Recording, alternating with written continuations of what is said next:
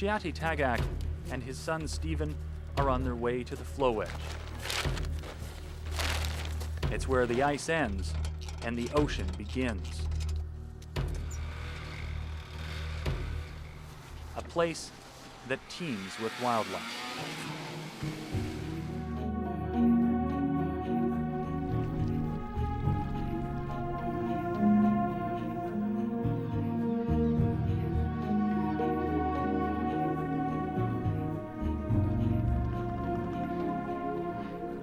Today, they're looking for narwhal.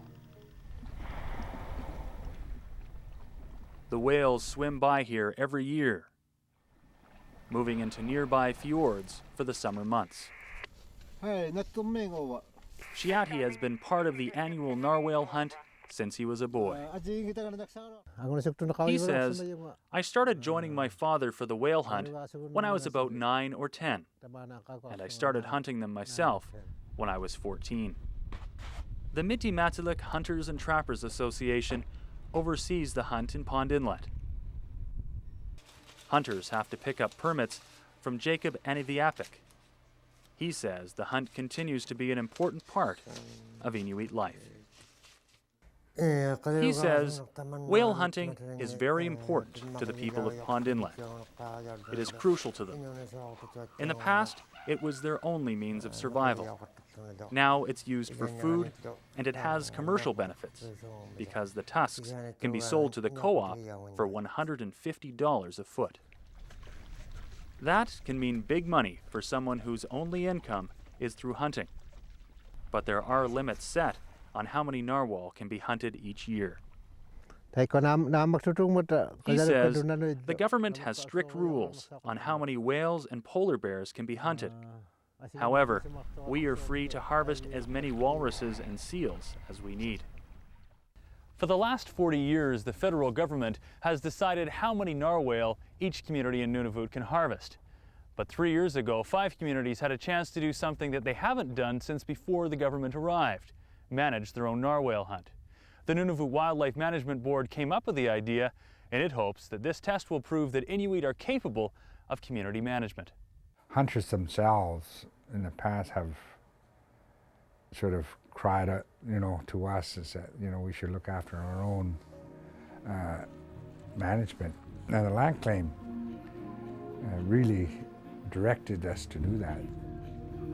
Historically, that's how the annual harvest was conducted. And once again, communities are setting their own limits. The government quota in Pond Inlet was 100. Under community management, it has been 150. He says, "We know what we are doing. We only shoot what we are supposed to shoot. But sometimes we do break the rules a bit."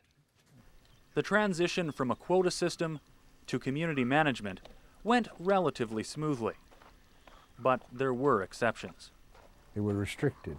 And then all of a sudden, it's almost like a dog, I guess, when you have a dog leased on a lease for 20 years and you let it go, it runs wild, right? So it would run wild. So it kind of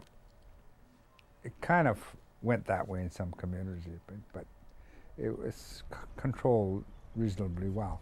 Some communities handled the challenge themselves by putting their own quota in place. But others had their hunts shut down early by the Department of Fisheries and Oceans.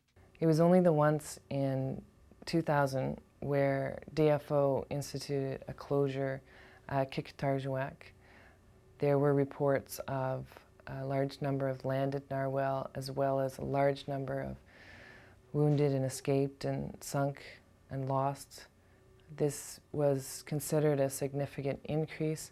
It was considered a conservation concern and was also considered immediate in nature.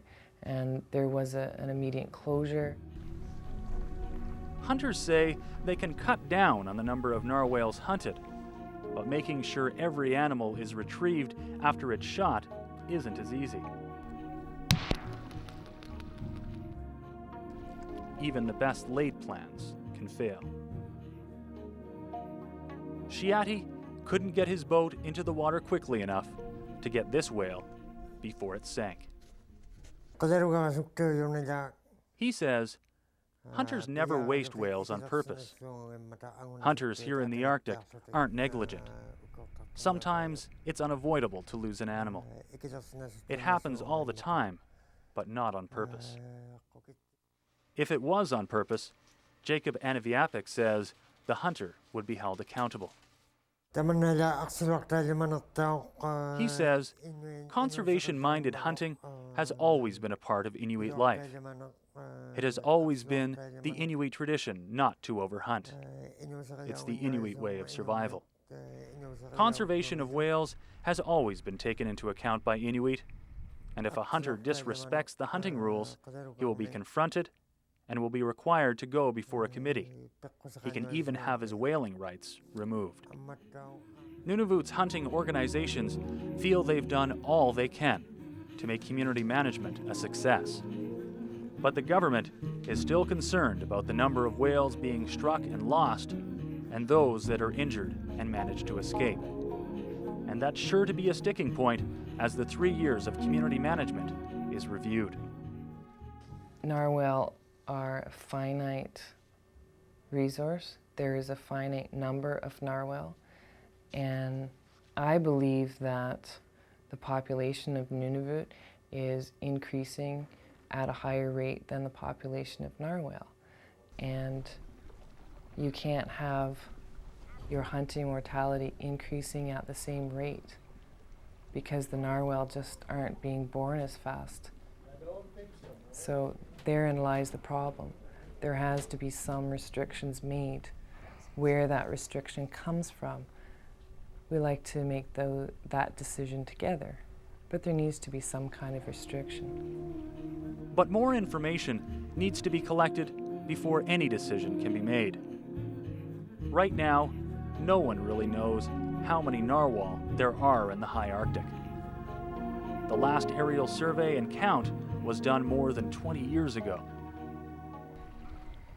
We will have a better idea of what a sustainable hunt might be.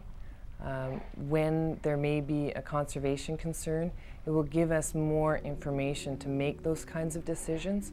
In the meantime, local hunters and their organizations hope the federal government will continue allowing community management and trust them to do it responsibly. It's a dream, I think, that I have and everybody else that knows about management, is that this would have worked. If this would have worked beautifully, we would have probably considered it to transferring the community-based management to another species. You know, like polar bears for that matter. You know, that's a dream, and it's still possible to get into those kind of things. Now Shiati Tagak and the other hunters here will have to wait for a decision. The Department of Fisheries and Oceans will collect the data, crunch the numbers, and then make a recommendation. One that ensures the longevity of narwhal in the territory, but also meets the cultural and economic needs of Inuit. And if this 3-year experiment is deemed a success, perhaps the government will start putting more control back into the hands of the people. In Pond Inlet, I'm David Giroux.